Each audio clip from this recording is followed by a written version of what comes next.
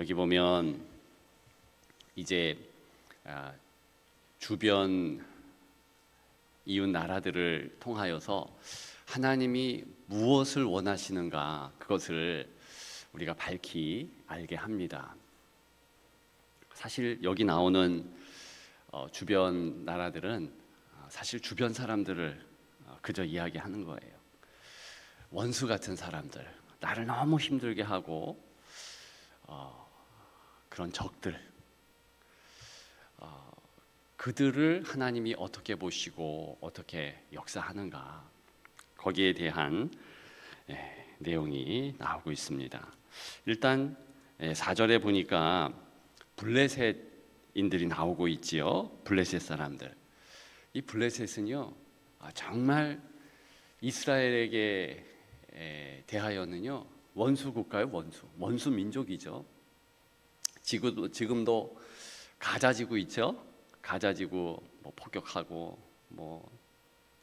하마스 소탕 이런 작전을 하고 있는데, 그 가자 지구가 가사예요. 가사. 여기 지금 가사는 버림을 당하며 그랬잖아요. 이 가자 지구입니다.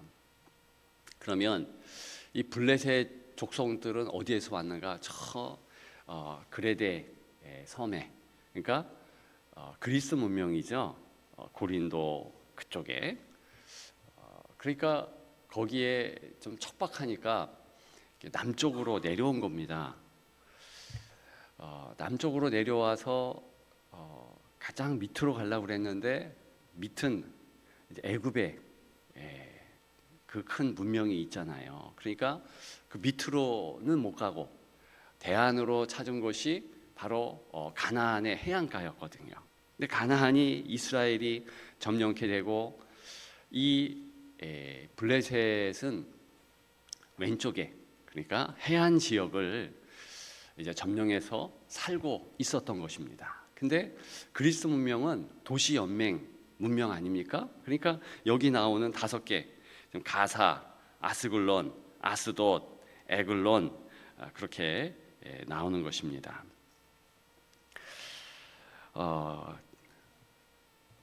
이 가드 사람 골리앗을 아시죠? 다윗과 대결했던 이 가드 사람이요, 블레셋입니다. 그리고 그 이전에는 삼손이 블레셋 사람들과 주로 싸운 거예요. 삼손이 이제 아스글론 그 지역, 또 가사, 여기에서 주로 싸웠지요.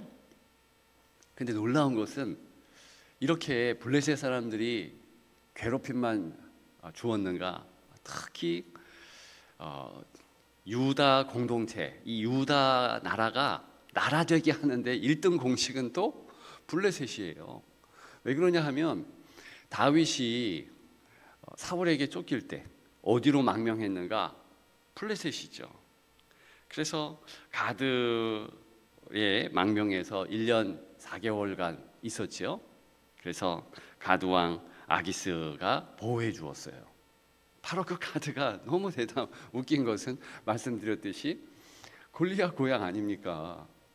어제의 적이었는데 오늘의 동지가 돼요. 그리고 압살롬이 배신했을 때 어떻게 되었는가? 그게 사무엘하 15장 18절에 나오잖아요. 가드 사람들이, 그렛인들이, 여기도 그렛이란 이야기는 이게 크레댓 이런 발음이 그대로 담겨 있는 거거든요. 그렛 사람, 블렛 사람, 이들이 충성을 다했다 그랬는데 그 수가 600명이에요. 그러면 압살롬 반역할 때 최정예 이 다윗을 위시해서 보호했던 이들이 누군가? 다 블레셋 사람입니다. 그러니까 흥미롭게 또 이 블레셋 사람들이 끝까지 충성했고요. 그리고 가장 지혜로운 말을 잘했던 이들이 또 블레셋 사람들이에요. 뭘 얘기합니까? 하나님께서 그런 충성 다 귀하게 여기는데, 한편으로 보면 이 블레셋 사람들이 힘들게 하는 것은 내가 처리할게, 내가 처리할 테니까 너희는 그들을 원수지만 사랑해 줘야 된다. 이런 내용이 사실 오늘 본문에도 담겨 있습니다. 모압, 암몬은 누굽니까? 모압도요, 원래는 롯의 아들 아닙니까? 모압, 암몬, 그죠? 아브라함의 사실 조카들이죠. 그리고 다윗에게 있어서는 이제 룻, 모압 출신이에요. 이웃이 되었습니다. 그리고 계속해서 뒤에 나오는 구스, 아수르. 구스는요, 에디오피아 사람들이에요. 지금의 아프리카에서 가장 기독교 인구가 많이 있고 유대인들이 많이 있는 지역이 에디오피아예요.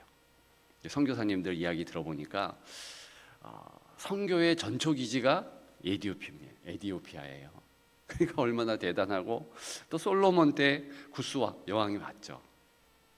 아수르는 또 어떤 곳입니까? 원수 나라이긴 맞아요. 왜냐하면 북이스라엘을 멸망케 했죠. 근데요, 사마리아 여인이나 그 사마리아의 사람들이 사실은 아수르의 후예들이잖아요. 그러니까 이게 지금 다 섞여 있는 거예요. 여러분, 우리나라에 가만히 생각해 보면 우리도 주변 민족들이 원수입니다. 일본 사람 싫고요, 중국 사람 엄청 싫습니다. 왜? 그들이 역사상 한 일이 있거든요. 근데 아십니까? 어쩔 수 없이 우리는 엮이고요, 어쩔 수 없이 적이며 또 한편 동지예요. 원나라가 이제 몽골의 후예 아니겠어요? 근데 흥미롭게도요, 지금 제주도에 있는 모든 문화가 원나라 문화예요. 제주도 방언이 왜 어려운지 아십니까? 그 원나라 언어가 그대로 돌아오고, 그래서 60% 이상 같아요. 제주도 말이 몽골 말이라는 거 아시죠? 조그맣고. 그러니까 이 역사적으로 그렇게 되어져서 우리는 어쩔 수 없이 그렇게 함께 살아가고 있는 것입니다. 지금은 제가 중국 사람들 진짜 싫어하거든요.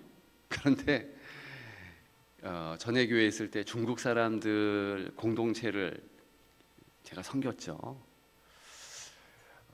근데 참 어떤 분들은 착해요. 근데 제가 결정적으로 싫어하는 이유는 그렇게 중국의 이제 지하 교회 또 신학교 섬겼거든요. 근데 제가 관계했던 모든 선교사들이요, 다 쫓겨났어요. 그리고 얼마나 악독한지 하나도 못 가지고 다 와서 그들이 지금은 저 태국으로 갔고 또 남미 쪽으로도 갔고, 그걸 제가 보니까 이 공산 정권은 믿을 게 못 되는구나. 그리고 다 비참하게 만들어 버리니까 조심해야 되는구나, 이걸 알게 된 거예요. 하지만 한편으로는 오늘 말씀을 보면서 이들도 내 뜻이 아니라 하나님의 뜻, 하나님이 원하시는 것은 보살펴야 되고 기도해야 되는구나, 그런 하나님의 사랑이 있는 대상들이구나. 그걸 어떻게 알 수 있냐면 11절에 보면 이렇게 블레셋, 모압, 암몬 비방하고 원수가 되었고 조롱했고, 그리고 결정적으로 10절에는요 회방하여 교만해졌어요. 그런데 어떻게 되느냐? 11절에 다 같이 읽습니다. 여호와가 그들에게 두렵게 되어서 세상의 모든 신을 쇠약하게 하리니 이방의 모든 해변 사람들이 각각 자기 처소에서 여호와께 경배하리라. 아멘. 여호와께 경배한대요. 이건 예배자가 된다는 뜻이거든요. 지금도 블레셋 사람들, 그리고요 그 아랍 사람들, 이들이요 예수님을 믿어요. 그 놀라운 것은 그들이 복음을 전하는 씨앗들이 되어서 유대인들을 전도하고 있다는 거. 그 사마리아 사람들이요, 얼마나 복음을 잘 받고 그렇게 예쁘게 하나님 섬기는지 모릅니다. 그러니까 그걸 보고 오면은요, 하나님의 섭리를 참 모르겠다 이런 마음이 들어요. 지금 이란, 이라크 이런 곳이요, 우리는 잘 모르잖아요. 근데 거기에 가면 그 페르시아와 그 아랍 사람들의 후예들이요, 어떻게 하나님을 섬기는가 그거 보면은 감동이에요. 에스더의 후예가 이란에 있잖아요. 그들은 지금도 기독교를 잘 섬기고요, 하나님을 잘 믿어요. 애굽에도 있죠. 아무튼 그러니까 이 사람들이 돌아오는 거예요. 그런데 유대인들을 힘들게 하고 특히 예수 믿는 이들을 어렵게 한 이 적들의 상태에서의 그들의 활동은 누가 징치하시는가? 하나님이세요.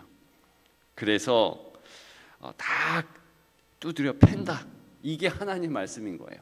하지만 두드려 팬 그 사람들을 이제 예배자가 되게 한다. 이것이 사실은 11절의 말씀이고, 이런 내용이 스바냐의 중요한 내용입니다. 그러니까 진멸의 날이 오고 하나님의 큰 심판의 날이 오는데, 유대인들도 잘못한 것은 심판받아요. 그리고 유대인들을 괴롭힌 어느 때에는 적들이었던 그들조차도 다 회개하고 돌아온다. 그것이 사실은 내용입니다.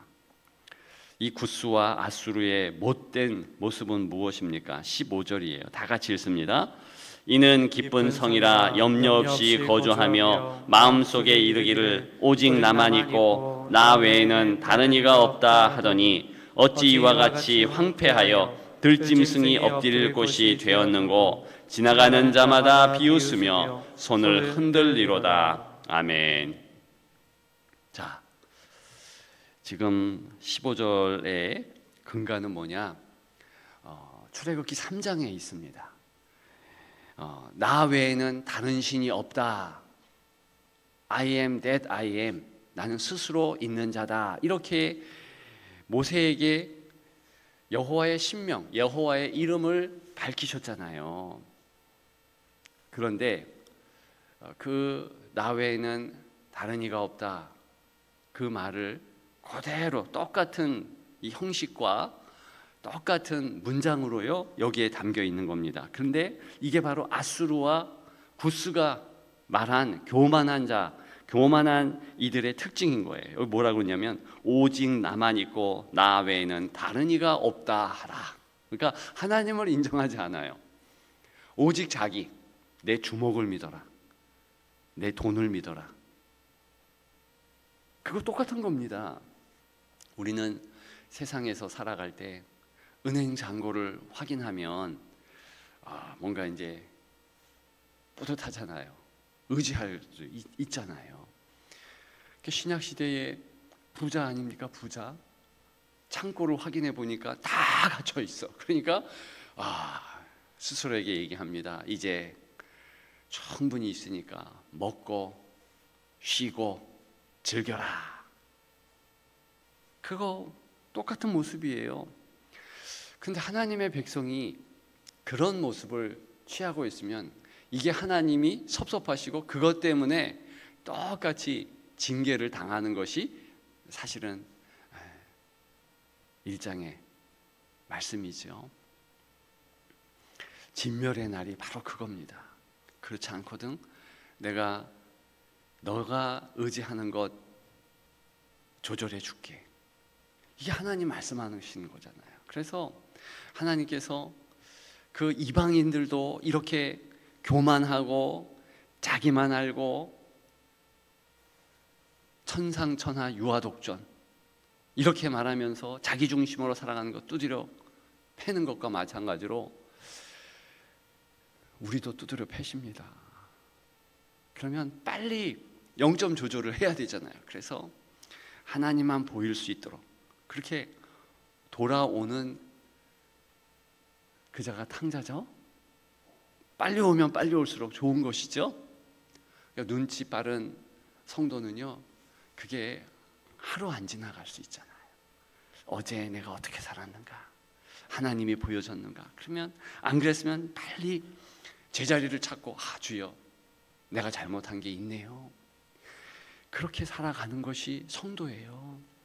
그렇게 안 살면 내가 붙잡을 거 하나님께서 그거 놓게 한다는 거예요. 인생 채찍으로. 시편 23편에 보면 막대기, 그죠? 그거 가지고 악한 것들을 물리쳐야 되는데 그 막대기가 나를 두드려 패는데 결과적으로 내가 돌아와서 뭐라고 얘기합니까?